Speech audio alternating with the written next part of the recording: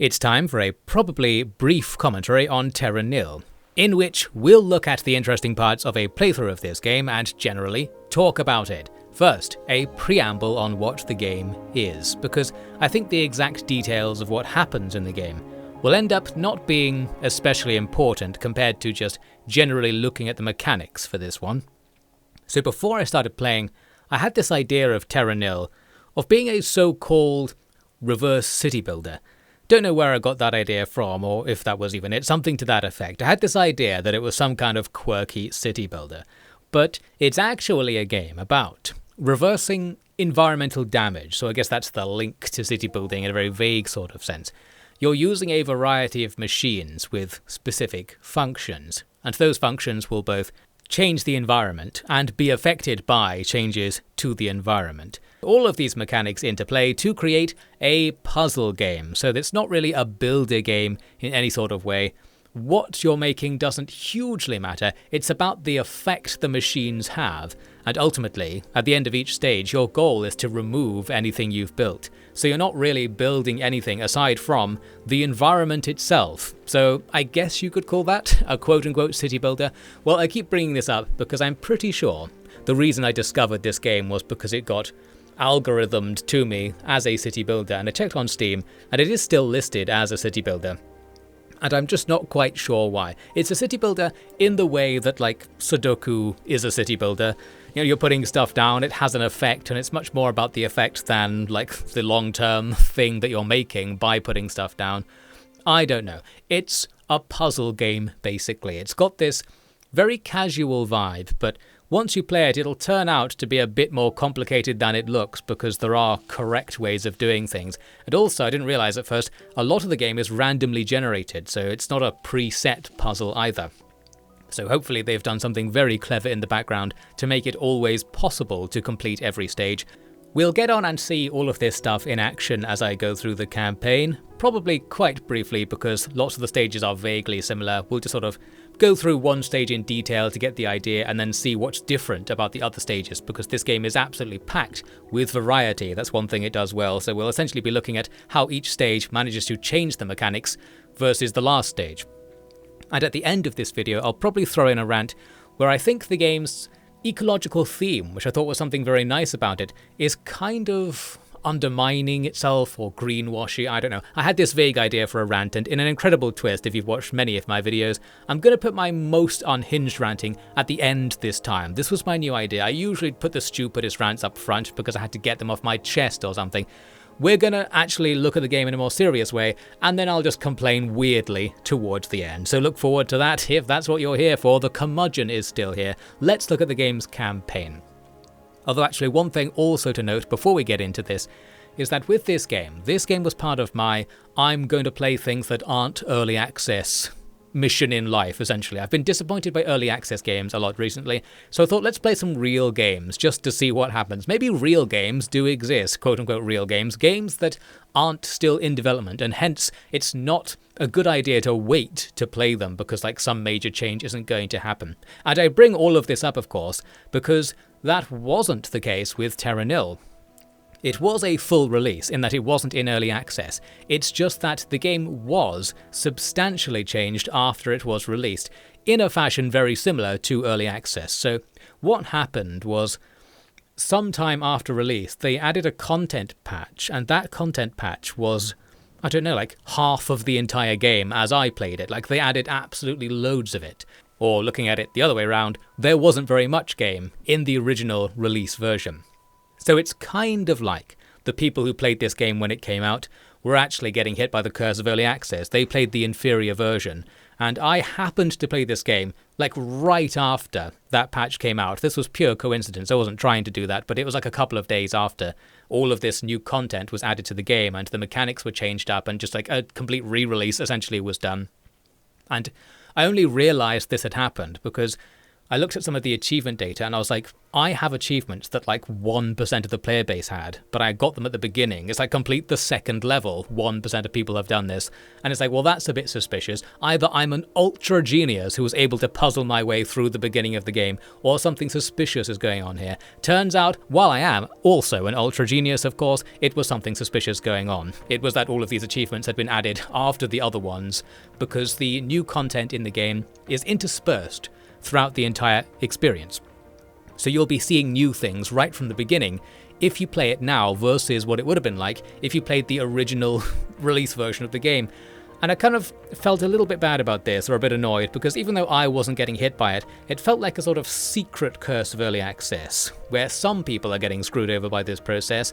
I guess they could come back and play the game again in its full glory now, but you know, something is missed by not getting the full experience the first time around, I think. They've still lost something there. But this time, there was no, oh, it was in early access, so it's your fault excuse sort of thing if you complained about not getting that full experience. So maybe my lifelong campaign that started very recently against early access games is actually coming into play here. I don't know. Just thought I'd throw out that brief rant, despite just promising not to rant in an insane way at the beginning of my video. All very interesting. Let's get into the actual game then. First we'll look at this second stage in the game and talk through how it goes, because it's going to be similar to how a lot of the stages go, sort of anyway, an easier version of it. You start on a dead looking map and it's time to restore it. You do this in several phases, and oftentimes having knowledge of what the later phases are going to be does make this a bit easier early on, or allows you to do things more cleverly early on, I should say. I didn't really do this, and I think it's usually fine to just focus on doing like whatever your immediate objective is and not worrying about how it's going to have an impact later. But the point is, what you do here does actually impact how the stage will go later, because certain things might require you to have done certain things at this point in the campaign, or this point in the stage, sorry, and if you haven't done that, you might have to start again if you're unlucky. I found the game to be forgiving enough that this doesn't really matter most of the time, but I bring this up because we'll see examples of what I'm talking about later, so might as well talk about it then. What am I doing right now? Well, we're doing the economy building part of the stage, you could say. In the beginning, you just have to fertilize the map, and you can see my currency in the top left is gradually going up as I do this. You get an extra leaf point, the currency units, every time you turn a tile into grassland, which is done by using first a power supply, then a detoxifying machine of some kind to make the soil fertile, and then an irrigation machine to get stuff growing on it. There are also occasionally other ways to make the ground become fertile, as we'll see, and you might have seen putting down watercourses also makes a bit of the ground around it become fertile and gives you some resources as well. Now what I'm doing here is actually creating something I'll use later in the stage. Because there's this bit of water that's separated from the network of rivers covering the rest of the map, I knew already from the first stage that towards the end, the game might ask me to use the watercourses to recycle all of my machines, so you're doing it by boat effectively, meaning if I'm building things in the corner, which I am here, then this area needs to be connected by water to the rest of the map. That's where these river-making machines come in. Once you've fertilized enough of the map, we move on to the next phase, and this is going to be the real meat of most stages in the game, the part when you have to put down your biomes. You're usually tasked with making 4 different biomes that will have various rules and conditions for how they can be made, mainly based on what machines the game will make available to you to make them. And this is where the puzzle aspect really starts to kick in, because generally there'll be loads of strings attached to how the machines that make biomes will work and under what conditions they can be used. This won't be so clear in this first example, because here 3 of the 4 biomes we need to make are the easiest ones to make, where basically you're just putting the biome onto the map for all intents and purposes by spending currency. So you don't need to have made any special preparations to be ready to make this biome. You might have seen me just a second ago putting down a marsh biome generating thing that turns your irrigators, which you had to put down already for the first phase, into things that generate the biome you want. And it's a similar deal for 2 of the 3 other biomes. There's the fine boughs, which are basically like brushland or meadows or flowers or something, which are created by just putting beehives on trees. So as long as there are trees somewhere and there's some empty space near them, you can just effectively buy this environment and put it down. It's the same deal for rocky scrubland on this stage, where you just have to make a rocky scrubland machine on top of a toxin scrubber, the thing you use to make the ground fertile in the beginning. I forgot to mention, by the way, that you might have seen we're also controlling the humidity and temperature of the environment, and you've probably spotted me doing a couple of things to change the temperature and humidity on the map. This is something I didn't really appreciate at first or get into very much. You can do all sorts of shenanigans by controlling the weather, and in some cases this can turn out to be all important. It can be like run ending if you get it wrong in certain cases, so we'll look into that as we go on. Now, the final environment you've seen me making was forests, and you saw me also burning down a load of stuff to allow me to make forests. Essentially, with many kinds of forest in the game, they will only grow on ash, so you first have to start fires by burning off your old biomes to make an ashy biome, and then you grow the forest on top of it. It's easy enough. That's basically the early game complication. Like, it's a bit harder than just putting down the environment you want. You have to prepare the ground for it a bit more and sacrifice a different environment to make this one. But luckily, just kind of haphazardly doing it is enough to get through, so we won't worry about that for now. We'll look for cases where it might matter more later. We've now moved on to the final phase of each stage, when you have to just sort everything out. And this is potentially when things can get really frustrating or complicated, because various animals will enter your map, and each animal has certain preferences for what kinds of environment they want to be in their territory. So their territory might need to contain like some food source, some space to move around in, somewhere to live, that sort of thing. So they'll be like, well, I want a certain number of tiles to be forest, a certain number of tiles to be fine bush, a certain number of tiles to be open space. And what you have to do is rely on the AI animals essentially finding a place in your map somewhere that meets those criteria. And because it's a bit hard to see like how big their territories are and whether there is a place on the map they would prefer, it could potentially be really hard to deal with this. And I did remember seeing some people in the reviews complaining about how frustrating and annoying this part of the game was. From my perspective, it was absolutely fine. I never had any trouble with this, because what I essentially did is, well, what you see here, you can put down these wildlife bridges. These might have actually been added like literally the day before I started playing, so maybe that's why other people were complaining about it. I'm not quite sure what was added in that patch I was talking about, but essentially, you can just make it so the animals can go anywhere, and the AI will usually find the best place for them. And if you've just got stuff all over the place, there will just by random chance happen to be ideal conditions for certain animals in certain locations, and they'll generally look for them. It can be hard to work out what they want. Like, you can bring up that UI there that tells you what they prefer and why they don't like where they are now. And you can even make a little machine thing that like forces animals out of zones if you think you've got a better idea than the AI about where they should live. Generally speaking though, I thought the AI did a pretty decent job of distributing creatures around the map, and if I remember right, before the update that happened right before I started playing, the way animals worked was completely different in some way. I think maybe you were manually choosing where they went in the past, because it said something like in the patch notes, we wanted a more natural or realistic look at how animals would be reintroduced to an environment. You don't really like micromanage what the animals are doing to make them happy. You just try to make a world in which they'll end up being happy by following their instincts, and that makes sense. So the animals are all AI controlled, and maybe that didn't used to be the case. Some people might have complained about the old version or the new version, I don't know. I thought this new version worked really well, and to some extent I'm just saying that because it worked out for me, I guess.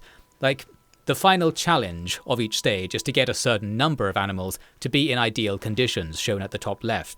What tended to happen is, if you just waited for a certain amount of time, this objective would complete itself even if you weren't really doing anything, because the animals moving around the map would keep finding better and better conditions for themselves, and more animals will spawn in.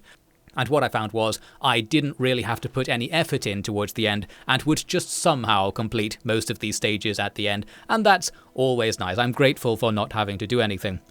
Now, while I was ranting there, you might have seen me reclaiming all the stuff that we put down earlier, because with there being water all over the place and us having a nice friendly boat that reclaims all of our stuff, That was easy enough. We'll see the other methods of reclaiming things later on, but the general theme is you have to put an airship somewhere and move everything to the airship, and sometimes that does require some considerations to be made. Here you can see I'm doing absolutely nothing, because at the end of each stage it gives you the option to appreciate your work. And at first I would have been like, well, why? I don't care what it looks like, I'm just here for the numbers, numbers, numbers, numbers, numbers. But actually, later on I did really appreciate the appreciation mechanic. It's best used when it's hard to make the environment, and you want to sit back and sort of let your own achievements sink in. Well, we'll see an example of that later. In this case, I was just looking at it because it's nice to look at it. You can see like beavers and stuff and the various things that have been restored along the way. What a nice looking environment we have made. Here's what happens after a stage. We go back to the world map. On the world map you can see the general progress towards restoration. And there was one thing that you can see is holding me back here. I haven't fully restored either of the areas we just did stages in, because I didn't do the climate thresholds. These thresholds are like where you have to get a certain amount of humidity to do a certain thing. But I thought they would be bad, so for some reason I totally misread this mechanic. I was trying not to get them all, because I thought, well, I don't want to raise the humidity to 85% in this environment or change the temperature significantly from what the temperature was when the biomes were first created, because that's too much geoengineering or something. Like, you can't make a forest that has sort of evolved to live at 3 centigrade and then make it 25 centigrade, something like that. Well, actually, not only can you, you're supposed to. So I completely misunderstood what was going on with that whole mechanic. And it's interesting because those climate thresholds thing turn out to be a pretty important part of the overall puzzle. And actually getting them all can be the most difficult thing in the game, in my experience. With plenty of ways to lock yourself out of getting them, or get them in such a way that it locks you out of doing the main objectives or getting certain biomes. Perhaps we'll see examples later. We're still early enough in the game that it's all simple enough not to matter very much, which is great because I obviously wouldn't have been paying attention to any such considerations, but they are secretly there in the background and they'll start to rear their heads as we go on. We've moved on to a new stage now, and broadly speaking, the rules are going to be generally the same, so we'll just talk a little bit about each stage from here. One difference we're facing here is that we can only generate power using the pre-existing deep water on the map, but you can then also add pylons, which can be built on rocks or buildings to move that power further towards the edges of the map, and you have to work something out with this. And this is where, because the layout is randomly generated, that thing I mentioned earlier might come in, where I was saying they should be very clever in the way they generate the environment, such that it can't generate one that's unfair on the player, because you can imagine a situation where an unlucky player will have a layout where there aren't enough rocks or buildings or something to move power to a certain place on this map, for example, and that would make it harder because they end up with less area to use. Now, I think most likely what they would have done to solve such problems, if they were concerned about it in the way that I am, because I am a loser, is make it such that the game just gives you loads of leeway, so all of this doesn't matter very much. I think that's probably the easy solution here, rather than doing a kind of Age of Empires 2 style random map generation algorithm where it's really carefully trying to balance things out and applying very fine-tuned rules about how far everything is allowed to be from everything else to make it work out. I'm sure they're doing a bit of that. Well, I quite literally don't know what I'm talking about. You are watching OffiD's Game Grounds, more of the best, worst quality game commentary. Well, moving on to something else, you can see me here making some rocks. So I talked about how the position of the rocks might actually zone you out of using certain parts of the map. Sometimes it lets you make rocks in exchange for money and losing a bit of land, which is occasionally a problem, but normally it's okay to make a few rocks here and there if you need them for stuff. I actually couldn't use these rocks. I was trying to put down a pylon, but there's this other mechanic which I think only came up literally right here, which is that there's a limit to how many buildings can be powered by the same power generator. I don't remember ever noticing how much power availability I had. I never ever thought about it, that's for sure, and it's only watching this video back that I noticed I actually encountered a problem with it that reminded me this mechanic even existed. So there's something going on there. It's past the OffiD I just ignored it and it was fine I guess test. Maybe that's a good thing. I enjoy not caring, as I keep saying, but this is kind of bad. In a more objective way, I should have to care about this mechanic because they put it in the game, and I don't know, I forgot it was in the game, so since they put the effort in, I guess their effort was misplaced. It didn't cause whatever effect it was supposed to have on my gameplay experience. Now, we're skipping over the biome generation for this level because it was the same as the previous one, basically, all easy enough. I am, this time, doing all of the climate thresholds, and they also proved easy enough because it was basically just get loads of humidity. There are no, contradictory conditions here, so nothing too bad to think about. We just did it at the end, and that was that. Now, these environmental changes sometimes matter a lot more, because the one I just got, for example, where it's going to make it start raining, will change the environment. You can see that the ground is being purified and irrigated by the fact that it's raining. It's a really nice thing. I really like making it rain and seeing it completely restore the map. It's really satisfying to achieve that. Well, anyway, the stage came to a successful end, as you might have seen. All of the animals got into good conditions just on their own without me intervening, so just completed that by accident, and because there was water everywhere, it was easy enough to do a water-based extraction. And we got the 100% restoration score, so we're completely done with that stage. Getting 100% doesn't matter very much. I don't think it matters at all. Basically what it does is make the world map look more restored, and the restoration bar will go up more. But your completion of the game, the game state, doesn't ever look at your restoration amount. You can complete all of the stages and get the final credits to roll, I think, regardless of how well you completed them.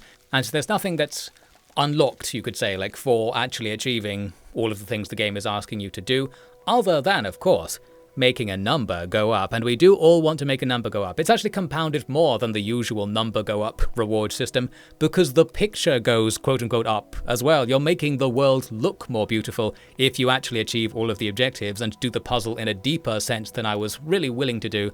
For example, I didn't go back and redo those earlier stages to make it more complete, so we're not going to be getting 100% or anything like that, but well, we'll just see as much as I can get by only playing each stage one time, or attempting to get my first completion as good as possible, basically. Now we move on to the next mission, which starts off very normally. We see the first example of me needing to adjust the climate at a particular point in the process to acquire moss on rocks here, because they require you to have high humidity while it's cold, whereas everything else wants it to not be cold, so you have to get that squared away first. And the big thing there is that it isn't reversed if you sort of break the conditions later. The moss on rocks won't go away if it stops being cold. And I do remember not assuming that would be how the game would work, and well, that principle extends further actually, so I'll have to talk about it more a bit later. The other thing I didn't really pay attention to is the fact that changing the humidity early on can change the cost of various machines, or whether they work at all. There are conditions in which machines will give you currency back for using them, making them cheaper to use, and I didn't really notice this system until a decent amount later when I was really struggling with the currency, so we'll probably see that later. Now we've added a bunch of mangroves and beaches. That was easy enough, just the thing where you build it on top of your phase 1 building, so you can just put them wherever. But now we have to add these shade cloths to create tropical forests. This didn't go very well for me, because, well, firstly, because I haven't bothered to fertilize the area I'm trying to build the forest on for some reason, so that's not helping, that's just bad gameplay. But the other thing is, with the shade cloth poles you use to make these, they have to be on the edge of cliffs, and they have to be set up in triangular patterns. And those two limitations mean you end up not really being able to freely build these things wherever you want. And also, it's going to depend more than usual on map generation, because where the cliffs are is random, essentially, and you can't really do anything about it. So you have to get lucky there. I guess I was lucky enough to do it even while playing very incompetently, so it's, again, easy enough to work out. Next up, we have to make coral reefs, and for that we need a monorail network, of course. We all know what coral is, it goes to work on the train every day. Well, what we're actually doing here is you have to start growing the coral on land and then move it into the sea. So this introduces to the game the monorail system that comes up a fair bit. Lots of buildings, most of them probably, can be moved around using monorails, and this opens up a strategy that I just didn't really pay attention to until really near the end. You can have a building reapply its effect in a new place by moving it somewhere using the monorails, and this is cheaper than making a second building. I was not paying enough attention to cotton onto this, but I did notice what you're supposed to do with it in this stage at the very least, which is move the coral factories into the sea to create coral reefs, and that's all easy enough. Looks like those manta rays are not happy with the island I've made for them, and I chose not to help them out with that. Maybe they'll find a nicer place soon enough. Here though I am getting involved in something. You saw me moving a rock. Because these monorail pylons require rocks to build, and where the rocks are is random, they're probably not in all of the places you need to put them, but you can sometimes make these rock hopper buildings that will change the location of rocks, so you can get over any RNG bad luck. So there you go, another factor where the game battles against the fact that it's randomly generated. The point was I was able to recycle everything using the monorail network after sneaking around the RNG rock factors. You also might have seen me using the recycling cylinders, which take all of the buildings in a radius and put them into one cylinder for you to collect with the monorail. This is useful because it effectively extends your recycling range, because the cylinder can be right on the edge of the monorail's collection range, but then the cylinder has its own range to collect things a bit further away. So with that, you will probably be able to get away with things and won't end up soft-locked because of the map or something like that, and we escape, and in that case we did grab the 100% restoration as well. So that's all very nice, but you can see me here going back to an earlier stage in the game because I wanted to check something. What I wanted to see is, if I go back to a stage I've done before, will I get the option to have it in its final state of development and just change it from there? Because what I needed to do in these early stages is finish off the climate goals, which in practice would just mean like popping back into the map I'd made before, adding a thing to increase humidity, and then leaving. Like, then the climate would be perfect. But it doesn't work like that, unfortunately. You have to do the stage again, it re-rolls the map and just generates it from scratch. So you'd have to start again and do it right. What I'm going to do is run away, because effectively, while I did want to get 100% enough that I came back to try and do it, I wasn't really willing to do the stage again. They probably don't actually take very long to do if you know what you're doing, but might as well just do the next stage. I mean, they're all kind of similar. You can get the full Terra Nil experience without really worrying about getting the restoration scores to max.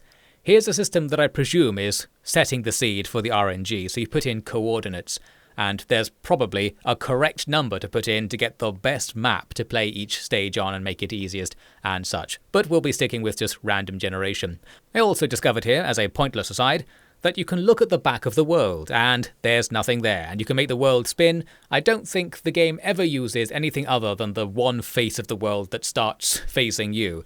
Very unusual, because the rest of the game very heavily implies that the game is taking place on Earth. Well, I guess this isn't Earth, or it's Earth after so much climate change and so much tectonic plate shifting that there's really nothing left on the planet. The sea level's very high. There are just a couple of very big islands. We've just got 4 Australias now, and we'll have to work with that.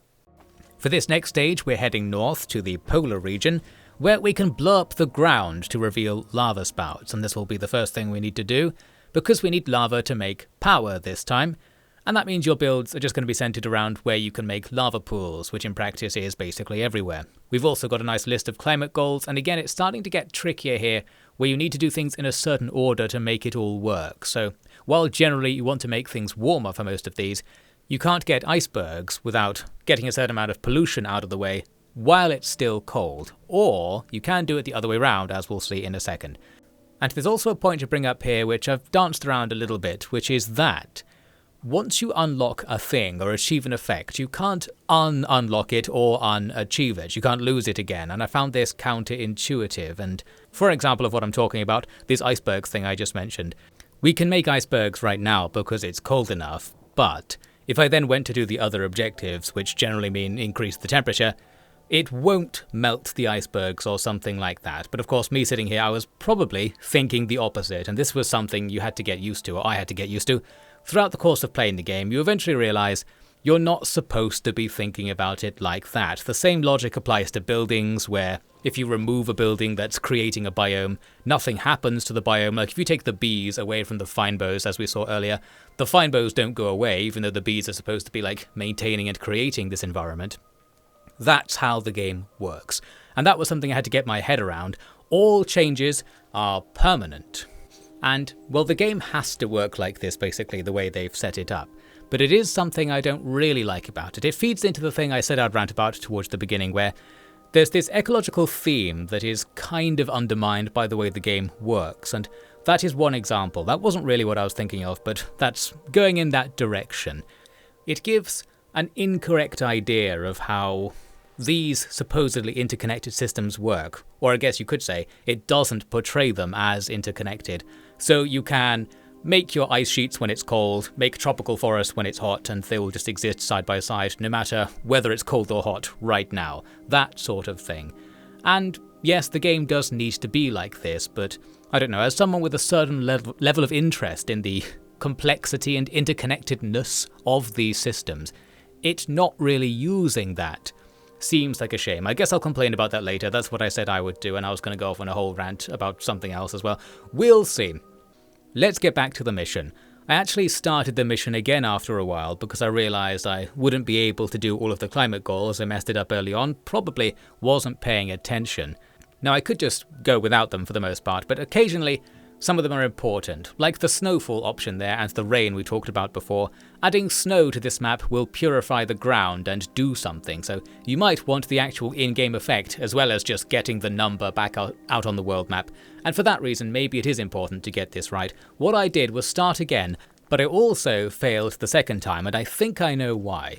It's because probably right now the temperature's going up, and it's up because we've brought all of the lava to the surface. That increases the air temperature as well.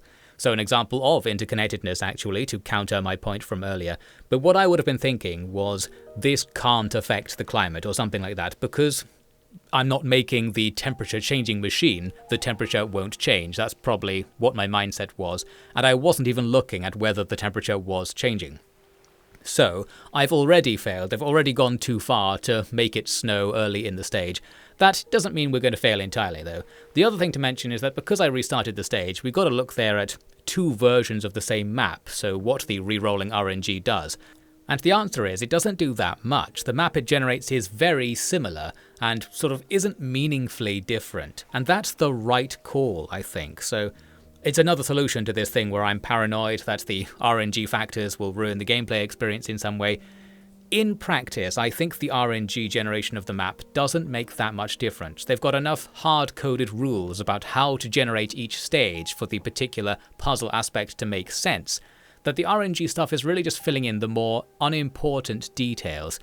And I think that's the right call, because this way you get a bit of replay value, but it doesn't ruin things in the way I was paranoid about, essentially. So I'm okay with this, I guess. While I'm mad that, well, like, what I actually want from the maps, like the real reason I'm mad is what I want the game to be is a massive, like 1000 by 1000 grid with all of the biomes on it, and they all affect each other. That's like what I'm thinking it should be like. So every part of it that's not exactly that, I'm going to be mad at it. I want some sort of complex, long-haul experience where like the whole game takes place on one stage. But this here is a good compromise, I think, of having a crafted experience versus like dynamicness or replayableness and other words that exist. I don't really care about the dynamicness and replayableness that much personally, but it feels like I'm not giving up too much here to let other people be catered to in some way. I'm in my nice era here. I'm not going to complain that it's not exactly what I want. Brackets, yes I am. But you know, I'm just going to be nice. I want to see some good come to the world. Let them eat RNG. Something. How can I moan and complain so endlessly as I usually do in such a chill and nice game? I'm letting the devs get away with stuff this time, I feel. I actually can't control my rants. You might recall, if you watched a previous video of mine, I was talking about how I've now made notes to try and avoid ranting quite so much. It doesn't work. So let's get back into the game. We are now turning lava into rocks because we can make rocky algae on top of the rocks. So basically you needed to make enough lava earlier to make enough rocks now to be able to get enough of this biome. And because I went wild earlier making as much lava as possible basically and ignoring the fact it was increasing the temperature too much, there's now plenty of space to do this stage at least, so we've got that down. But then comes the twist. We can add a monorail network to transfer the algae factories into the sea, which will then spread nutrients and give you another biome, like kelp forest or something it was called, I forget. And this is more interesting, this is more like it. This is the interconnected nature of ecosystems and exploiting the waste of one thing to the benefit of another. More like what this like ultimate SimEarth 2024 world builder thing game I'm now imagining would be like. And you might note I actually haven't done the snow thing, as I said earlier, so I totally failed. But we can eventually solve this the other way. If you have money towards the end, you can just build loads of make it cold machines, and it will start getting cold. And as I said earlier, there's no downside to doing this, and that's what I had to get over essentially. Like, you don't want to make the environment and then make the biomes so that they grow up in their environment they're going to stay in. It's fine to radically alter the climate after adding all of the animals and plants, and they won't mind. They will ignore the climate after they've established themselves. Doesn't sound quite like an ecosystem restoration game when you put it like that, does it? And I guess that's what I'm mad about. Well, we got it all in the end. Now it's snowing, there are icebergs. There are also aurorae, which appear when you have a very low pollution level. We've got it down to 0 because the snow removes pollution. And what I don't know is whether having aurorae makes a difference, because it's one of the climate goals. But do the animals feel happier that there are aurorae? Does it cause a certain animal to appear or something? Maybe only something that navigates using them and relies on them appearing regularly or something like that? I don't know. I feel like aurorae don't really have any impact on ecosystems, but it looks nice, doesn't it? Well, anyway, we've got our monorail network from earlier, so we can easily do the recycling thing. And as for the animal happiness stage, as usual, we just skipped it all, so that was fine. Like, I think if you do most of the climate goals, this causes there to be enough diversity on the map that the animals will then sort themselves out. So with that, we're fine, and we end up enjoying a nice appreciation mode where we can look down and see things like penguins and polar bears living side by side. I don't know, something's going on here. It's probably going to make various people who know about these sorts of things very mad, but what everybody has to do, including me in fact, is remember, we're not playing Offie Ultimate Sim Earth 24, although we should be. We're playing whatever this is, and this looks very pleasant, doesn't it? I wish all of the animals a very nice time, and I promise to stop randomly changing the air temperature by 20 degrees centigrade on a whim, and maybe you can get used to being like how it is now or something. And oh god, guys, I just remembered that seasons exist. What does that even mean in the context of this game? We can't think about that, we can't think about that. And wait a second, isn't temperature linked to time of day? No, we can't think about all that. I guess everything in the game is supposed to be an average, but then again that makes things worse, doesn't it? Because changing the average temperature of the climate by 20 degrees is apocalyptic, and we've been doing that on the regular, so, well, yeah, we better just not think about it. For this next stage, we're up north again, although this time it's really hot. It kind of looks like the map was on fire recently, and there's ash all over the ground. Now we could use that to our advantage later, because we can use the ash to grow the deciduous woodland which needs ash on the ground. However, when you purify the ground to get rid of the toxified ground, it also gets rid of ash. And because generally speaking the area of effect of the detoxifying machines will cover both areas a lot of the time, I ended up getting rid of all the ash before I could actually use it, so I messed that up. But that wasn't the main bamboozle I was suffering from on this stage. That came from this new kind of irrigator. It's a type that actually requires a water source to work in a surprise twist, perhaps revealing the fact that, yes, earlier you could irrigate the land without any water or with no humidity or anything like that. That was nice. But this time you have to make them by rivers. Or so I thought. So I'm making these things beside the rivers, and they extend their range out a certain distance. But the pipe that is laid down in order to create the irrigation effect also moves water from the river. So in effect, what you can do is put another irrigator on the end of the pipe of the previous one and keep irrigating over a larger area and further away from water sources. What I did is not realize this, even though it does tell you in the building description that you can do this. However, it didn't matter too much because the way the map was laid out meant I could put rivers basically everywhere, and this didn't really make much of a difference in the end, me not knowing that problem. It probably made it more expensive for me to totally irrigate the land, that's what I suspect. And indeed, by the time we're done with the irrigation phase, I've got basically no resources left, and I've already got rid of all the ash, so we can't do anything now that it's time to make the deciduous woodlands. That's a shame, and interestingly, you can see in the top left, the game is just like, well, you just suck pretty hard, don't you? It's really interesting. It's kind of detecting a soft failure state. If you saw my recent video on Empires of the Undergrowth, where I was having a breakdown about the idea that I would be locked in a soft fail state at some point during the missions, here, well, the same thing can happen. But it just tells you, like, if it looks like things are going badly, it tries to get you to start again. However, I was made of sterner stuff, it seems. I decided to just keep going, and the message goes away at some point. I'm going to have to make my own ash using fire, and I've really screwed this up because I've also done the climate goals such that it is now snowing. I've reduced that very high temperature so we can get into a real polar climate. But the snow removes ashy ground when it hits the ground. So while I can start a fire to clear areas for woodland, I have to put the woodland down really quickly, otherwise it goes back to being grassland instead. I've really made this hard for myself, that's the long story short of this stage. With the sensational added bonus of, well, what you can see happening here. If you burn an area and then put the trees down too quickly, which I kind of need to do now because of the snow, the fire might still be there and sets the new forest on fire as well. So I end up kind of laying multiple forests and fire layers down on top of each other here, just frantically trying to get it so that there is some ash and not much fire, and I can get some trees to stay here permanently. This is extremely stupid. Let's just pretend that didn't happen. It worked in the end. Ultimately, things do go fine. I was able to start enough fires and burn off enough of the easier to make biomes, the ones you just make with one building, to then get the forests down. Things are fine. The recycle phase is also pretty easy. Sometimes the game goes easy on you towards the end and gives you a recycle phase where you can use aerial drones to recycle things. We come away without actually fully completing this stage. There was one climate goal I didn't get. I forget what it was.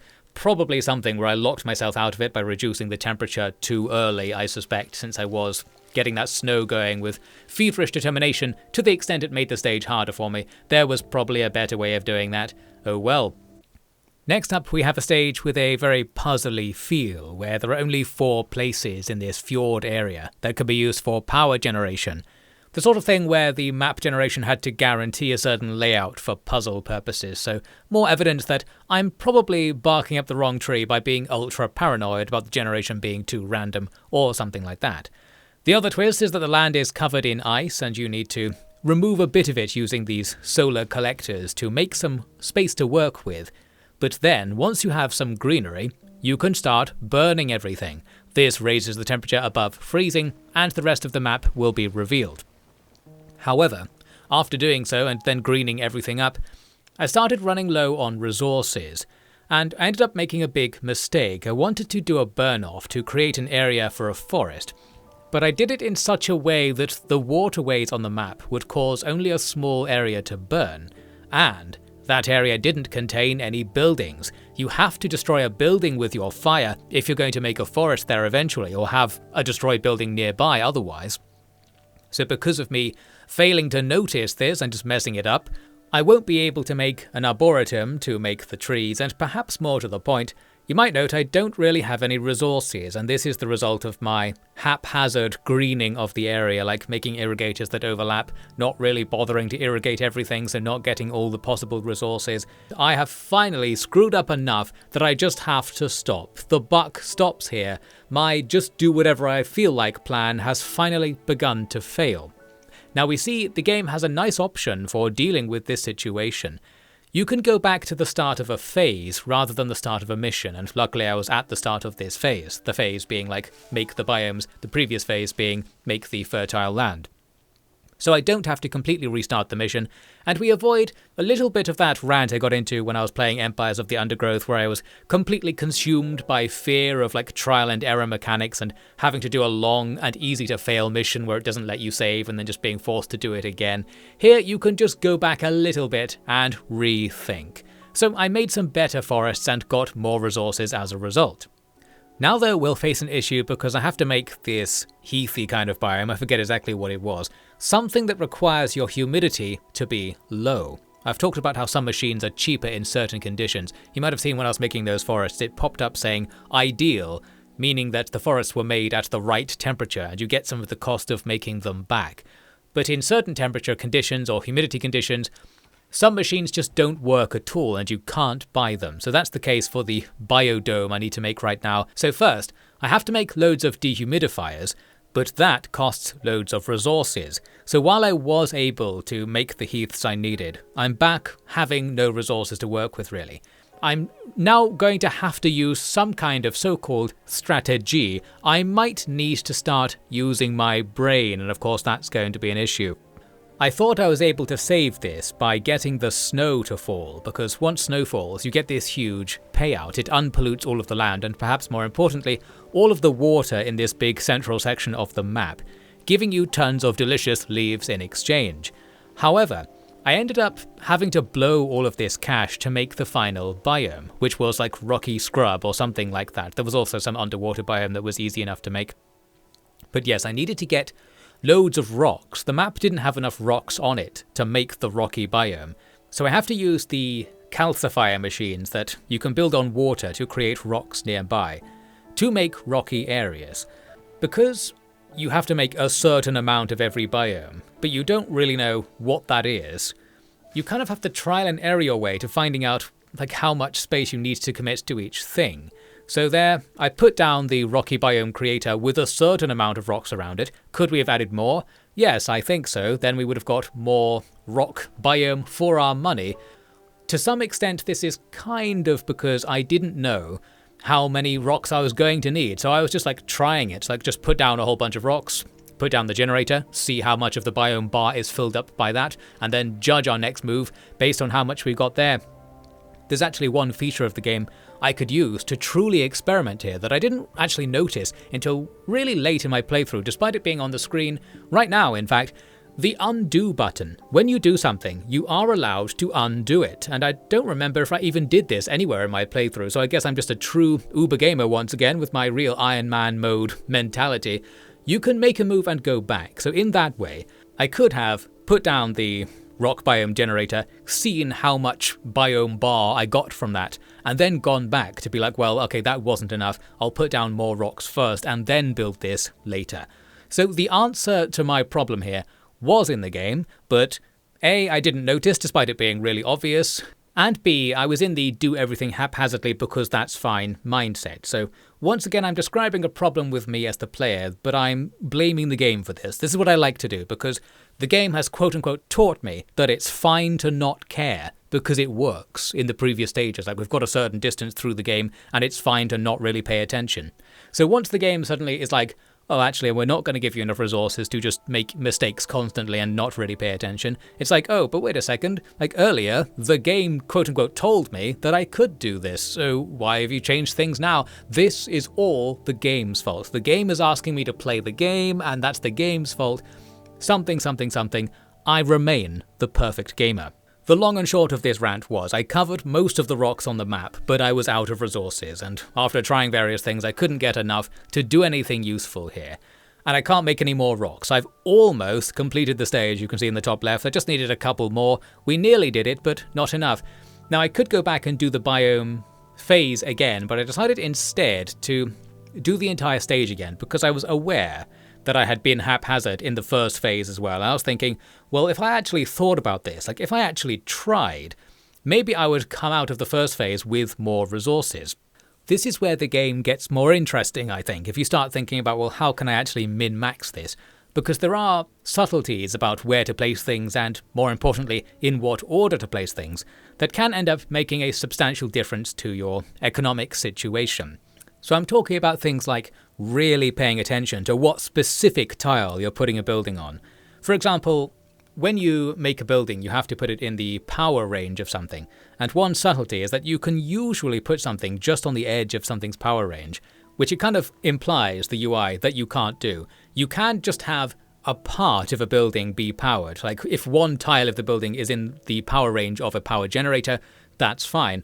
So building off the edge of all of your ranges gives you that little bit of extra reach that does make all the difference, especially if that extra reach causes you to have fewer buildings overlapping in their areas of effect. And these thoughts, combined with the stuff I've talked about before, where you have to go through the climate goals in the correct order to make sure they can all actually happen, when you factor in each building having ideal conditions, so there being like ideal times in the stage to make each goal happen, to avoid falling out of the ideal range for something, well, it gets confusing and difficult to describe, and this is where my commentary kind of fades off into the distance. Like, I don't really want to talk about the micro decisions involved. It's just a thought process that is interesting. I'm just going to hover above it all and claim that it's interesting to be like, I should make my forests at a certain temperature and humidity, I wonder how that's going to factor into my desire to have there be a certain temperature and humidity at a certain time to achieve ivy overgrowth or some other thing. and we start to get those interconnected decisions that make the game more puzzly and more satisfying to puzzle out. I found that quite fun, and as usual I am not going to provide any evidence of what I'm talking about. You're watching OffiD's Game Grounds once again, more high quality commentary where I assure you I am talking about something. I can't prove that I have a point, let's all just believe that I do. The actual point I wanted to make is just that I thought the game was more interesting, like in these conditions and from here on out. The game was easy earlier, and I kind of appreciated that also, like I didn't really want to think about what I had to do, but once it started forcing me to think about what to do, I found that quite interesting and I did enjoy thinking about it. I'm in a balancing sweet spot here where if my plan to like build things in a more careful way had failed, then I would have been mad and I would be here ranting about the balancing being off or there being a difficulty spike or something like that. I don't know. Something. The game teaches us the importance of budgets and accountability there, where you just shouldn't let lazy and unaccountable people have free reign and do things willy-nilly. Don't let them start a for-profit forest fires business or whoever is paying us these leaves. I don't know how we're getting the leaves, but setting things on fire is making us money, and that's a dangerous economic model at the best of times. In fact, probably don't let some guy control the entire climate at all, really. I like in the game that if you want it to be cold, you just make loads of fridges and like just refrigerate the environment. And here I am, the physics nerd, being like, oh, did you know that fridges don't make cold? They just move heat somewhere else. So all these refrigerators we put down have to put the heat they took out of the air somewhere else. Where does it go? Where's the waste heat? And, well, there's probably 1,000 other engineering and physics complaints you can have about every machine in this game and how it's supposed to work. Well, perhaps we'll get into that because, again, I wanted to rant about the sort of vibes coming off that later on. I don't really know. We're not supposed to be caring about that. This is a kind of utopian but ultra-complex themed game where we're talking about doing like the hardest possible engineering challenges, like making ecosystems, which are just endlessly complex and uncomputably ununderstandable. However, it's also a calm, utopian puzzle game, so let's all just calm down for a second. Look, the gods will pay us in leaves if we plant grass.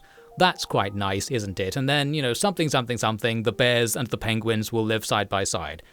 Now we're in the zone. So by putting some effort in, I soon reached the rock part again, which I now know is actually making lichen, not rocky scrub or whatever I said. I was careful to add lots of rocks in advance of making the lichen machine, and with that I was able to get the goal with a couple of hundred leaf bucks still to spare. Then, as usual, the animal goal just completed itself. I reduced the temperature a bit to get the icebergs goal, which is probably part of the reason why the animals complete themselves. They like having these extra environments that the climate goals can give you. The polar bears and penguins can go and live in harmony on the icebergs and such. And then recycling is easy enough because we're using the monorails, and because I already put rocks everywhere to do the rock goal earlier, there's really not much limit on where I can make the monorail go, so we'd recycle everything easily. We come away with another 100% completion, and more importantly, the knowledge that I might need to try and actually engage with the puzzle a bit more if I don't want to get stuck again. Once more, the game is trying to get me to play it, and that's outrageous. 0 out of 10. We move back now to the southern continent for the next stage with a distinctive ball shape. We're going to be making some sort of lagoon in the middle. But also, you can blow up the ground, and this can expose lava. You can't make thermal plants, so this doesn't have like an immediate purpose. I was wondering what I'm supposed to do with this lava. Well, we just proceed as normal in this very simple actually and challenge-free stage. You only have to make 3 types of biomes, and they're just like the normal ones from the tutorial basically. The climate only has humidity to control, so doing the goals there is trivially easy. And it all just seems a little bit too simple compared to the previous stage. I should note that the stages are in a sort of non-linear order. Like, some stages are only unlocked by completing other stages. Other times, you have various choices about what to do. So, well, I say that because we can't necessarily be like, this was a deliberate difficulty rollercoaster from the developers, because I am choosing the order in which to do the stages to some extent. Well, only to a bit of an extent actually. I think normally it was relatively strict about not letting you do certain stages at certain times. The point is, this stage seems pretty easy. As for what the lava thing was about, I thought it had a partial use, because once it rains, the lava will turn to rock, and I thought, like one of the biomes will be rock stuff again, and we need to have exposed as much lava as possible so we'll have loads of rocks by the end in order to then do this rock biome task. Well, you don't actually.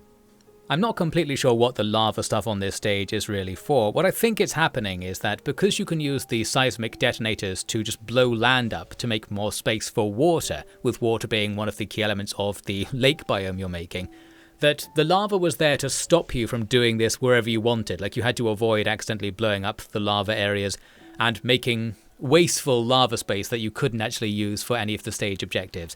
That might be what's going on, it's just that it's so easy to avoid blowing them up. It doesn't feel like they were trying to stop you with that feature, so I'm not sure because of that. Well, the point is, I made a bunch of forests around the edge of the map, mostly for whatever reason, then adding bees to the edges of those forests to create fine boughs in the nearby open space, and that easily meets the biome goals. However, then we run into an issue. As I was sitting here at the end, just staring at the salmon jumping up the waterfalls, and considering where to place the beacons for the simple recycling final job, something does seem to be different. If you look in the top left, you might note I haven't completed the animal goal. Like, it didn't just do itself while I wasn't looking and I didn't have to do anything. Therefore, 'tis time to look at this animal business. You can see we've got this unhappy frog here. I'm going to use this sonic pulse generator to make it move, trying to get it to go closer to a food source or something like that. Does this work? A bit. I'm not quite sure. Like, the real challenge here is just reading the UI. I mentioned before I wanted to rant about this animal UI. Well, let's do it now. You have these bars that in one way or another show you the biomes that your animals need to be in. Or more accurately, the biomes that need to be in their territories. The territory of each animal is what the AI is deciding upon. It's the green thing highlighted there. And that's where the AI will usually just give itself a territory that has what it needs, and you don't have to look at it. Now, I had trouble reading this UI, so let's take a closer look. I was making the mistake, I think, of thinking that the biome symbol on the left was indicating what biome it considered itself to be in at the moment, or something like that. So I started thinking things like, it says like it's in a water biome, and then maybe the notch was in the red area, so it's like, that means it doesn't like being in the water biome, or something like that. I think this confusion came for a very stupid reason. It's because the icon is kind of hovering over and is almost on the red part of the bar. So I associated that when I looked at it as being like, oh, the biome is bad. So it's like the red bar is associated with the fine boughs in this example. So the frog doesn't want to be near fine boughs. It needs to be as far away from the fine boughs as possible to be in the green area of the bar. So that it's basically saying the absolute opposite of that. But I think my misinterpretation isn't entirely stupid. Like, it's possible to reasonably make this interpretation. Well, once again, I'm defending my own stupidity, which is what most of these videos tend to be about. Well, I don't really know. I think literally if the icon was at the other end of the bar, I might have understood this just fine. Well, maybe part of the challenge was reading the graph and understanding it. Looks like I wasn't up to the challenge, so I'm just going to complain about it.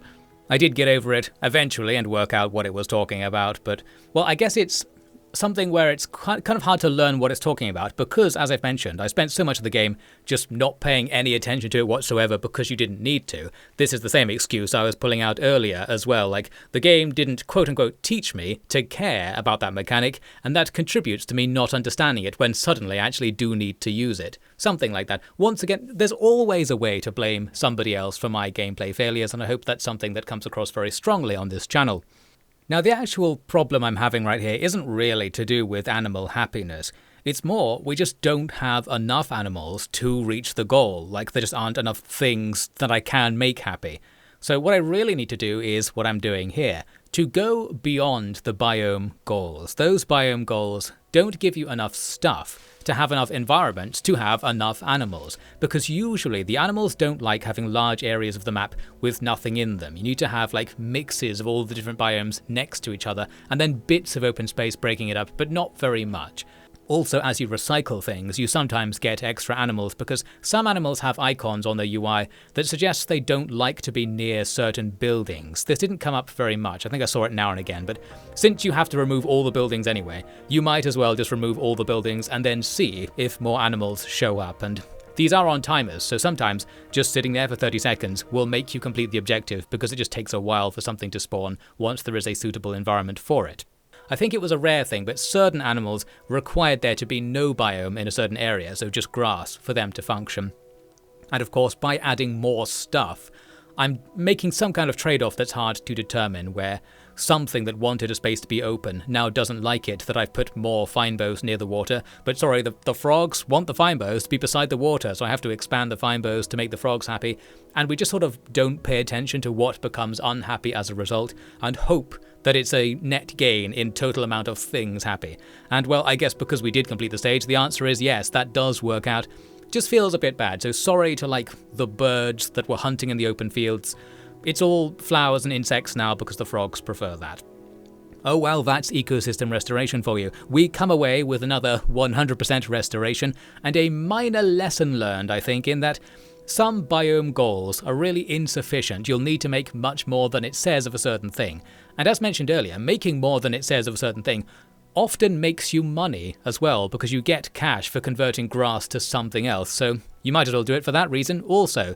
The more the merrier, but there is some point at which that rule doesn't work. Basically, there's some amount of stuff which is too much, and while it's going to be very hard to work out where that limit is, well, the answer is just keep adding stuff until the animals start complaining that there's not enough open space. It's good that the animals can complain to us, the manager of the environment, about this. The first step in ecosystem restoration is getting the animals on Twitter so they can submit their opinions to the government. Not sure how we're going to do that, but it's definitely a worthwhile stage. The next mission once again sees us playing with lava. You can use it for power this time, so there's not too much trouble if you want to get as much of it as possible, although that said, I do need to avoid exposing it completely willy-nilly, as I could push the temperature too high for moss. We've got to get that moss, and this reveals the unique thing about this stage. Normally, to get humidity for the moss, you would use a humidifying machine, but there has to be water on the stage for that to work. Instead, well, there are two techniques actually. You can put irrigators down. Just irrigating the ground increases the humidity a little bit, and you can re-irrigate the same ground over and over again to get more humidity.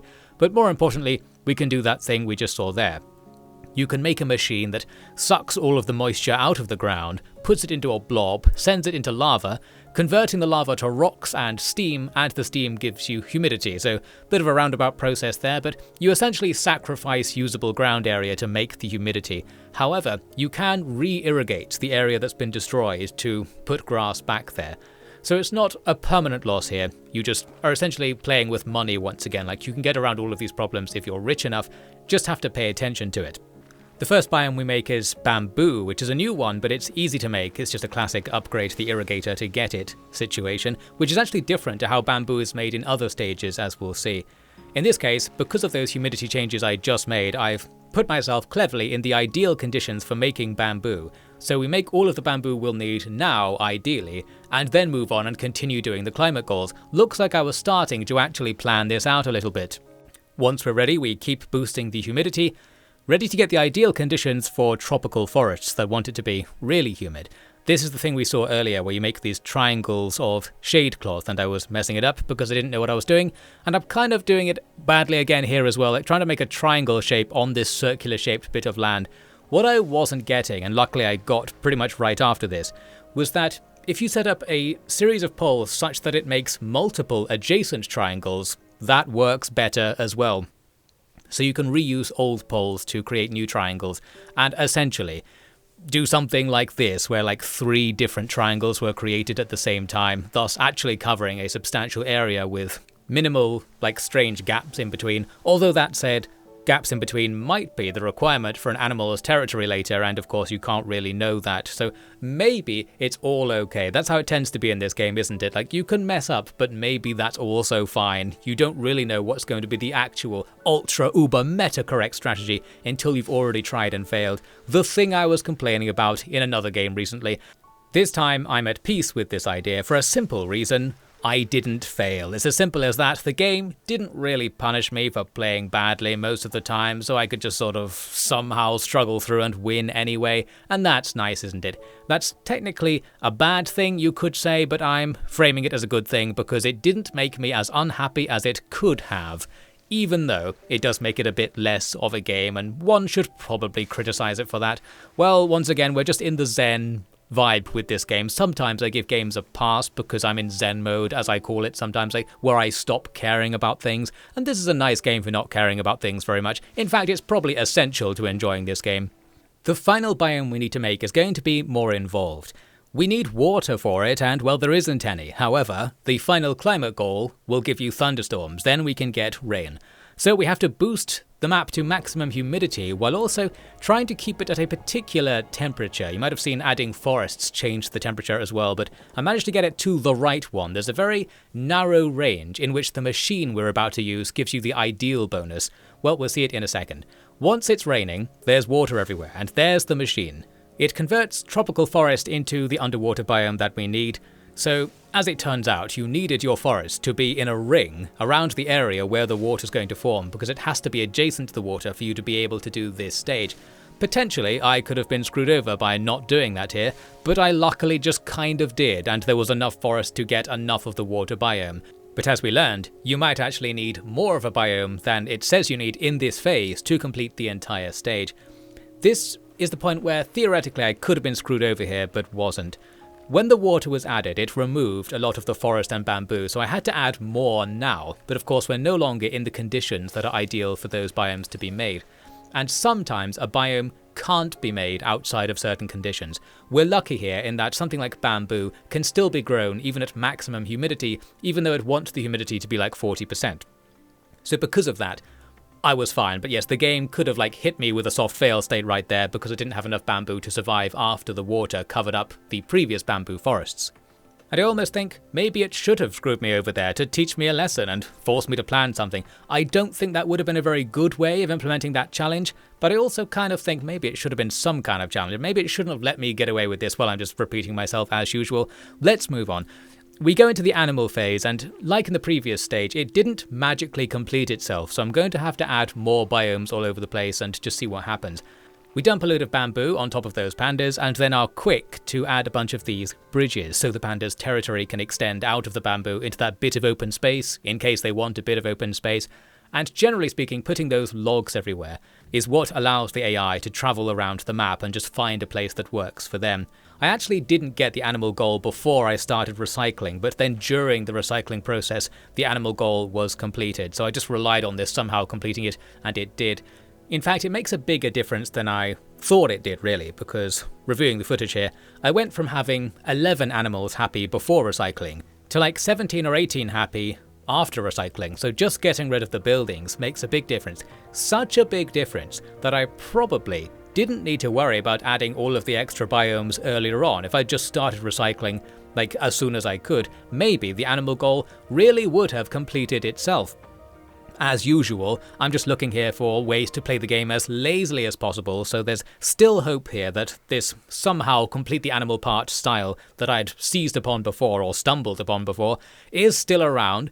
And now I'm just overthinking it and making things harder for myself. As usual, thinking is proving most counterproductive. But anyway, here's a little look at how the world's looking right now. We've got the North and South continents pretty much done. We've made some decent progress in the West, and we've now unlocked the ability to go East. As it will turn out, you don't need to do every stage to complete the game. There's one stage which is the designated final level, which is more complex and difficult than the others. I did some brief research the other day, and in the original version of the game, you could reach the final level as the third or fourth one that you did, and there were half as many stages overall.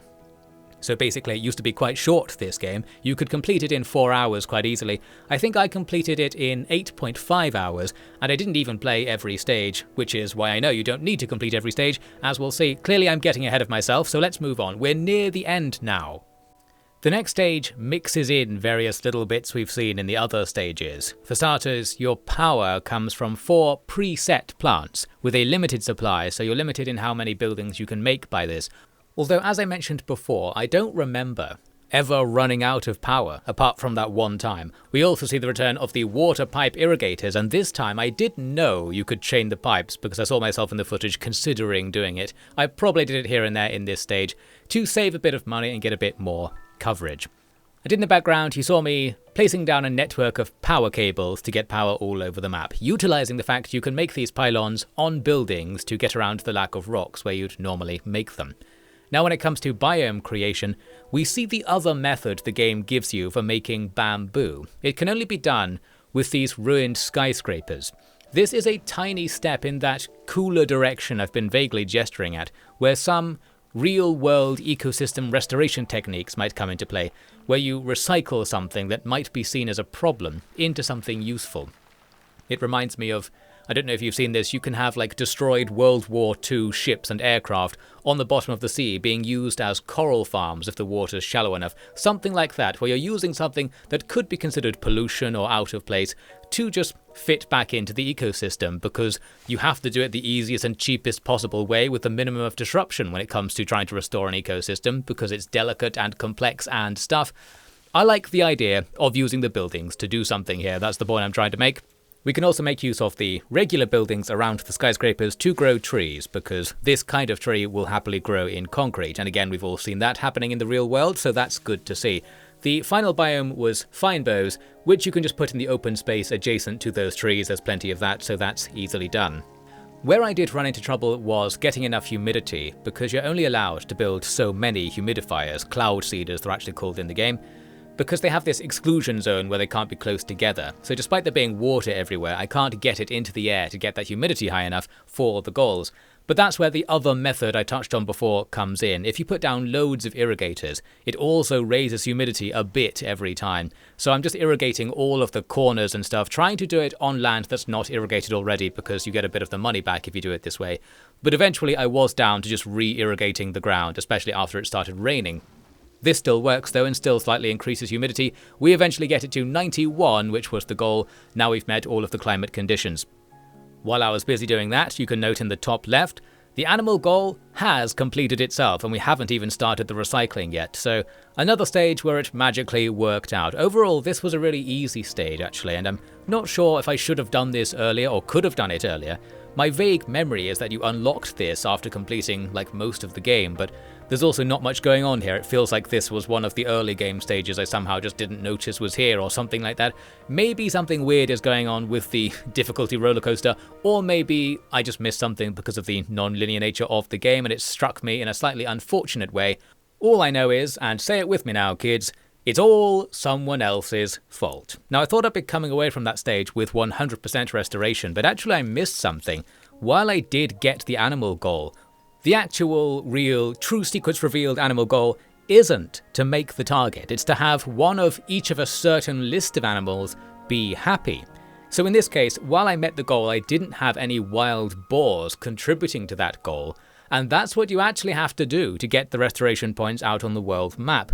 And I do feel inclined to complain here, because had I known, I probably could have stayed in the stage and sorted that out really easily. It just feels like the checklist of things to satisfy the restoration goal here should be on the main UI in the stage, because you'll probably want to do it while you're doing all of the other animal stuff anyway, and well, it is the actual objective of the game is to get the restoration points on the world map up, not to complete the in-stage objectives, so they're even more important. They should be on the UI.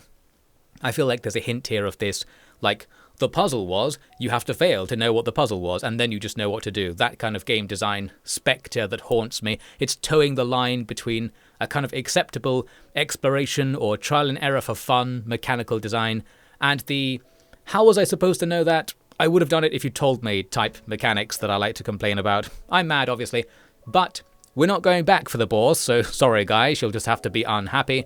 We're going to plough on into what will turn out to be, to my surprise actually, the final stage.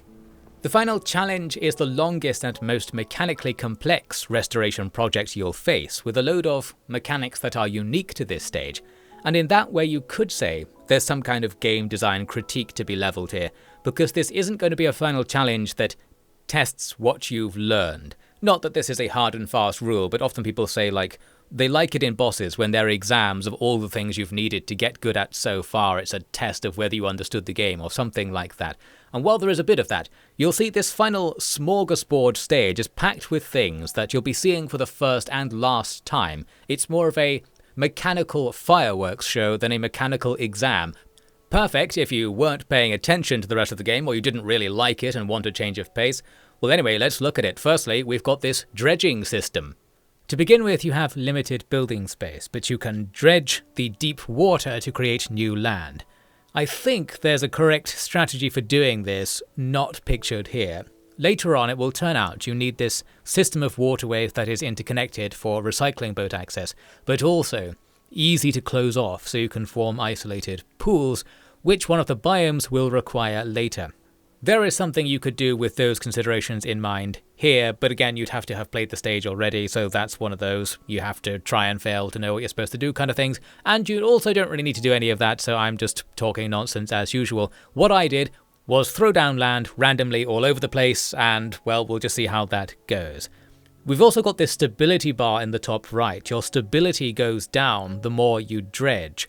I'm not quite sure what the deal with this is, because it becomes a very scripted seeming and not based on that bar seeming mechanic in a second. Once you've made your land, you can send a recycling boat to remove the dredges, making this I think the only stage where you can recycle things and get your resources back right from the start, which makes this stage easier and much more forgiving than the usual game mechanics. The space we clear up by getting rid of the dredges allows us to put down the deep sea turbine power generators, and from there we can start building on the land nearby as usual. With all the land in place, it's biome time. Firstly, we've got bamboo again, grown from those skyscraper husks, easy enough.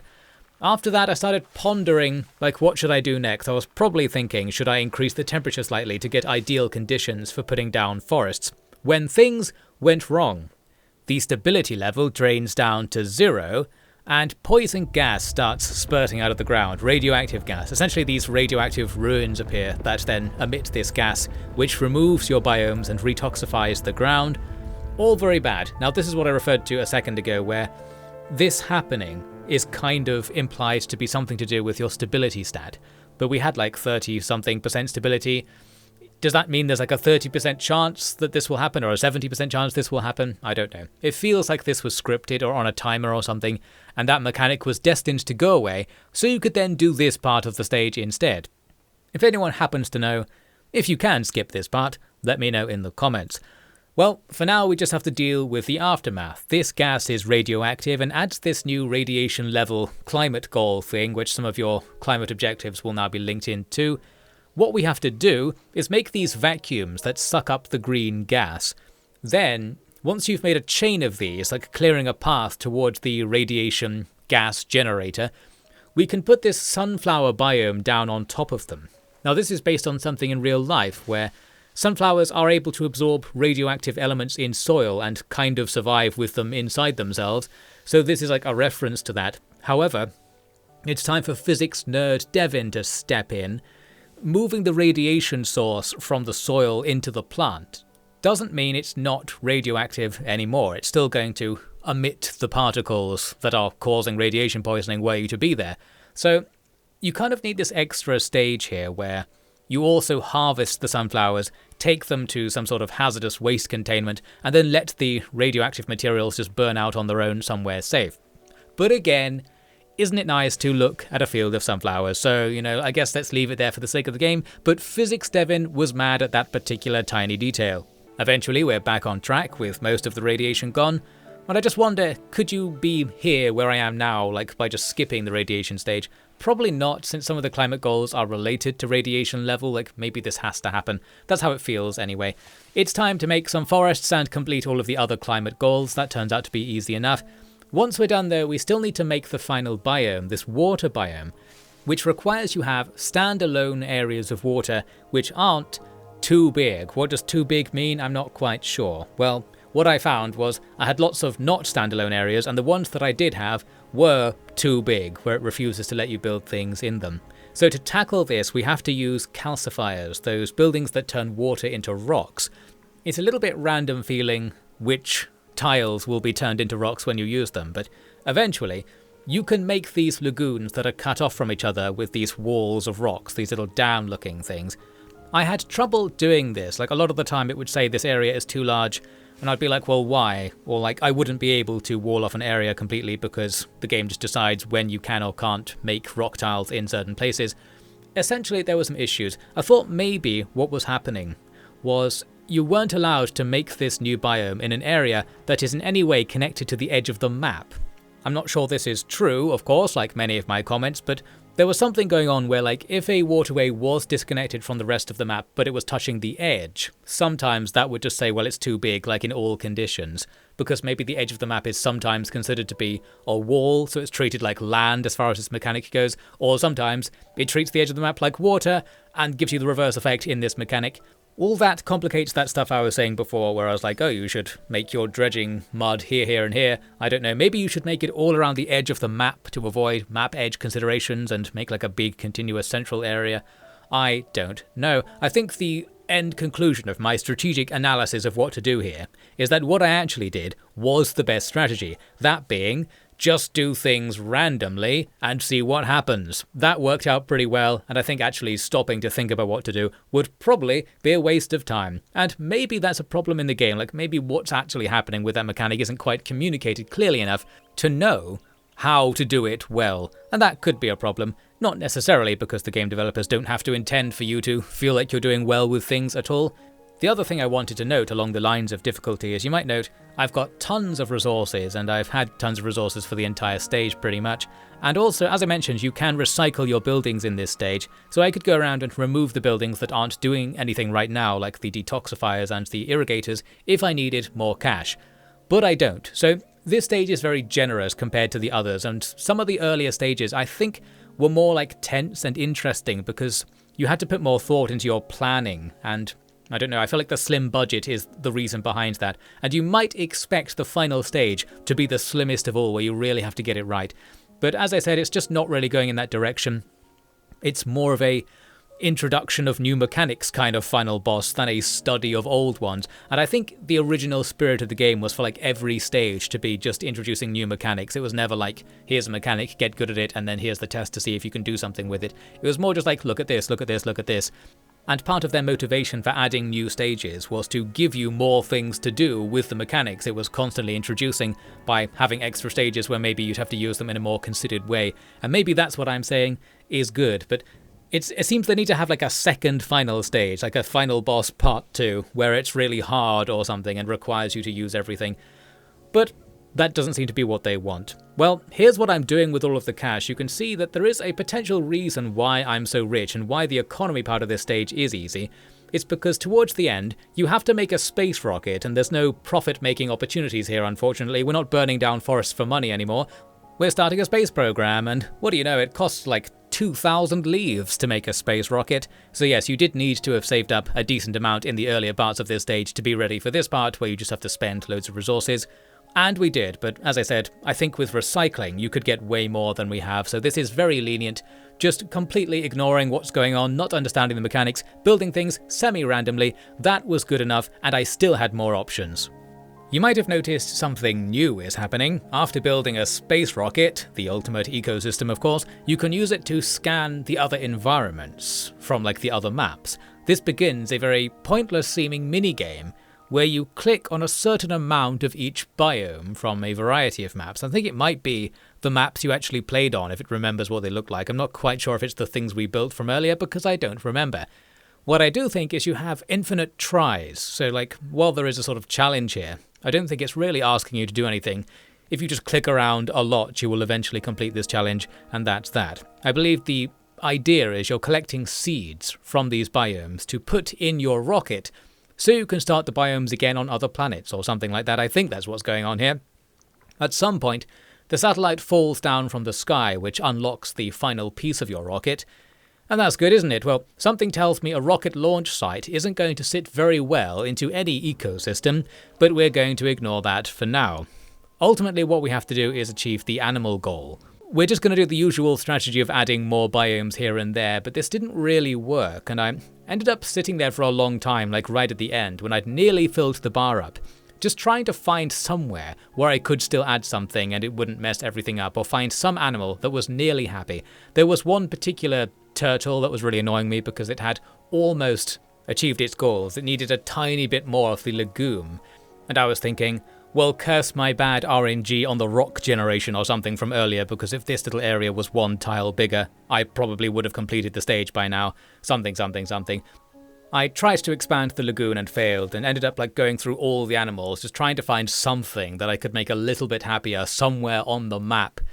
What happened in the end was very much in the spirit of this game. As I was sitting there pondering something with a new calcifier, the objective just happened to complete itself after a while. So yes, there's still some AI aspect in the background where the animals might sort themselves out if it's possible for them to do so. You just have to wait an unknown amount of time for it.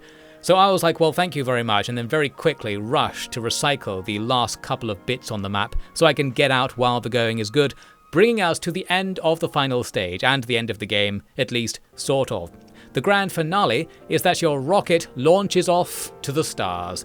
And if you thought Physics Devin was annoyed about that sunflower thing with them technically still containing radioactive particles and they should poison nearby life forms, you might guess I was very unhappy to see an entire rocket launch in the middle of our beautiful restored biomes with no damage done whatsoever.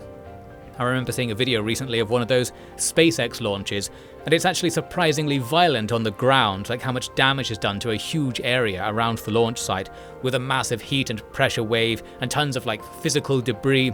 Although that might have been because I think SpaceX have been messing up their launch pad builds for whatever reason, and they explode alongside the rockets, of course, all the time and send concrete flying in every direction. Something. Putting a rocket launch site in the middle of an ecosystem probably isn't that good. And if you're going to be well, we need to restore the turtle population, we need to have an endangered beaver enclosure somewhere, putting it right next to a rocket launch site, not the best idea. It's even worse than putting it next to a field of radiation-spewing sunflowers. But what we're going to do now is be marginally less mad at the game and enjoy our ultimate victory. The credits roll, and I was actually surprised here at the size of the dev team. It felt like a small game where if you told me 4 people made it, I'd be like, yeah, sure. But it's 30 devs and then 100 other people, probably because it was published by Devolver Digital, a pretty big company. So I guess loads of people ended up getting involved and loads of money came into the project at some point, and lots of people probably did very small amounts of stuff in here. As I mentioned before, we actually haven't finished all of the stages. There are some more bits and bobs you can do. But I thought, well, we've seen it all probably, we've had the full experience, let's just bring an end to this Terra Nil full game commentary without actually playing the full game. Another classic off-ED move. I think we've probably played the full game for all intents and purposes. Now, I did mercifully promise to put some of my dumber points here at the end. Normally, in my older videos, I would put my dumber points right at the beginning because I was trying to get something off my chest and make sure the audience knew I didn't know what I was talking about early on. Here, let's get into it once again for Terra Nil, where the big thing that came to vaguely bother me about Terra Nil is, to put it in a very stupid sounding way, it disrespects the source material. To put it a better way, I was pretty interested in the topic of having a game about making natural environments, and I thought the way that theme is implemented isn't really that good. Essentially, the game is more about its mechanics and the puzzle. So we've got this ecosystem building theme for the puzzle, just as a reason to have some mechanics, but those mechanics are very much for their own sake. And I'm talking here about things where it's to detoxify the ground, make a detoxify the ground machine, and that's that. It's just there to be a stage in a puzzle, or maybe a stage in the economy management. But then I, as usual, am instantly imagining a different game, where it's okay, we need to detoxify the ground, how can we get this equipment in there and build stuff without screwing up the area even more? Can we use the waste products to do something else in our wider plan? Use toxic minerals ploughed from the ground to make advanced materials or firelighters or something. And I'm kind of thinking of a more full-on economy management game where it's all production chains and tech trees and what have you, in that kind of game. With the twist being that your goal is to make a self-sustaining natural machine via the effects of your artificial machine, and then remove your machine and keep that natural machine running on its own. So, I don't know, I'm imagining some sort of magical Terra Nil Factorio crossover here, I think. And while Terra Nil does have the theme of what I'm talking about, the theme is make a natural machine and then remove your artificial machine, I guess. It's just that in practice it's not really like that in terms of what the mechanics are and what you're thinking about and what you're supposed to do. So, I guess this isn't a particularly harsh criticism really, because again I'm just asking for a lot. I'm wanting this game to be off-ED's SimEarth 2024 with a whole world and stuff, whatever I was ranting about before, but that isn't even really the pointless thing I wanted to talk about. The more pointless thing that stuck with me from this game is one of tone. I think the game is too happy and cutesy and nice. I mean, they might just say, well, okay, that's what we wanted. But what I want is to invoke the source material in order to say, well, that's not what you should have wanted. I'll invoke the theme and say, well, this game is about reversing an ecological apocalypse, and therefore, quote-unquote, should be more gritty and non-casual, because it's a very serious and heavy task in real life that doesn't have pleasant answers, and that's the kind of wrong idea the game gives you about the whole affair. I think in the beginning I said something like, I thought the game was greenwashing its topic, or something like that, and that's probably what I was getting at here. Like, I don't like the idea of saying environment building and management is just something you can do, like, which is what the mechanics of the game say. It's just not really like that. It's so much more complicated than this game that I'm like, well, it's just giving people the wrong idea. It's too basic. And again, they probably don't care about that because it's just a theme to their puzzle game. But I'm like, oh, but you're disrespecting the theme, or something like that. Maybe that's what I'm getting at. The kind of grittiness I'm looking for here is to show like downsides to each machine placement and the sacrifices you make to place infrastructure that you're using. And my asks are like going through the ceiling right here, but I want to have to deal with the part where humanity comes into the picture as well, because that's the big thing about ecosystem management. Humans are in the ecosystem as well, and they disrupt things quite a lot. So I mean, like, both in terms of like, humans don't want to rebuild the planet and our resources are limited, so how are we going to make do with the best the humans will give us to do this like side project, which is actually secretly very important to them, they just don't realize, or something like that. But then also the aspect of like, well, humans want to use this planet, so how can we make a system where the humans could be inserted into the mix without like ruining everything? Again, just imagining a different game, but in my rhetorically potent defense this time, I can say this. Remember at the beginning, the game does advertise itself as a city builder, at least the Steam tags do. So what I'm asking for is a city building aspect to be added to Terra Nil. And again, I feel justified in imagining this because the game's very description of itself caused me to imagine it even before playing it. And you'd have this phase of the game, I guess, where conflicts of interest start coming up. That's the big thing that I think is where like the grit and the interest would come in, where you have to deal with politics and economics or something, and you'd end up with an ecosystem management game that's not really a cute and nice experience like this one. So like here you're being like, oh, look at these nice things I've made. Ah, that's better. Like we've done something good here. But what I'm asking for is a depressing, stressful experience where you look at the compromises you've made and you watch powers beyond your control destroying your progress, and you think, it could have been worse. At least I made a difference. Something like that. Like a very real, very horrible look at the balancing act of what is ultimately competitions between different life forms, like where one competitor is extremely powerful, brackets that's the humans, but they have one weakness: they will die off if too many of the other competitors also die off because of physics and biology and reasons, blah blah blah, like ecosystem importance stuff. So in summary, this game is promoting happiness, calmness, a sense of achievement, a bond with nature, a rudimentary understanding of ecosystem management, but what I want is a game that promotes misery, despair, tension, a sense of inevitable failure yet mandatory participation, and the forming of a bond with nature only for it to be betrayed later on. Offie D's Terra Nil Doomer Edition coming soon. Well, I don't really know what I'm ranting about here, but that was my overall review of the game. It's too nice. Yuck. Something tells me the developers would rather have made a nice game, so all I can do is sit on the sidelines and be like, why didn't the fertilizing chemicals we put in the irrigator sprays cause some algal bloom in the watercourses that then kill off all the fish, and the human fishing village rebels and burns down the forest, and then the bears have to move into the streets to scavenge, and they killed 3 children, and so someone make a puzzle game that's like that next time, okay? Right, I think that's my suggestions, like really neatly tied up with a bow. Thanks for watching. The next game I recorded was rather more cathartic. We're going to be shooting aliens for what is actually no particular stated reason anyway, and I'm probably going to rant about that particular topic, in Halo Wars. So a full game commentary on the whole campaign of Halo Wars and my quest to get all of the gold medals in the game's scoring system will be coming soon. Hopefully that will be the horrible, miserable experience I'll be looking for, and I'll be satisfied with that.